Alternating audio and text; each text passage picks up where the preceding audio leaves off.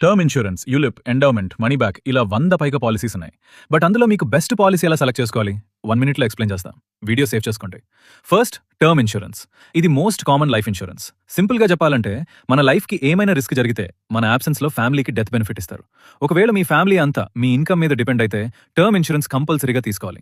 Death benefit usually మన annual ఇన్కమ్‌కి 15 నుంచి 20 times వరకు తీసుకోవచ్చు. ప్రీమియం ఏజ్‌తో పాటు పెరుగుతుంది. సో ఎంత ఎర్లీగా తీసుకుంటే అంత మంచిది. ఇది ప్యూర్ ప్రొటెక్షన్ ప్లాన్ కాబట్టి మెచ్యూరిటీ బెనిఫిట్ ఉండదు. సో మినిమం 80 ఇయర్స్ వరకు కవరేజ్ తీసుకుంటే బెస్ట్. Second, ULIP. ఇందులో ఇన్సూరెన్స్ అండ్ ఇన్వెస్ట్మెంట్ రెండూ ఒక ప్లాన్లో ఉంటాయి. మీరు పే చేసే ప్రీమియంలో ఒక పోర్షన్ ఇన్సూరెన్స్కి, మిగతా పోర్షన్ ఇన్వెస్ట్మెంట్లోకి వెళ్తుంది. సో లాంగ్ టర్మ్లో ఒక డిసిప్లిన్డ్ వేలో వెల్త్ క్రియేట్ చేయాలి అనుకునే వాళ్ళకి ఇది బెస్ట్ ప్లాన్. ఇందులో మనకి పార్షియల్ విత్డ్రాల్ ఆప్షన్ ఉంటుంది. సో మన personal goals like children's education, marriage, రిటైర్మెంట్కి ఈ ప్లాన్ తీసుకోవచ్చు. Third, endowment plan. లైఫ్ ప్రొటెక్షన్తో పాటు గ్యారంటీడ్ సేవింగ్స్ కావాలి అనుకునే వాళ్ళు ఈ పాలసీ తీసుకోవచ్చు. పాలసీ టెన్యూర్లో రిస్క్ జరిగితే నామినీకి డెత్ బెనిఫిట్ వస్తుంది. లేదంటే పాలసీ మెచ్యూరిటీలో లంసమ్ ప్రొవైడ్ చేస్తారు. Fourth, money back policy. Money back plan కూడా ఎండోమెంట్ ప్లాన్ లాంటిదే.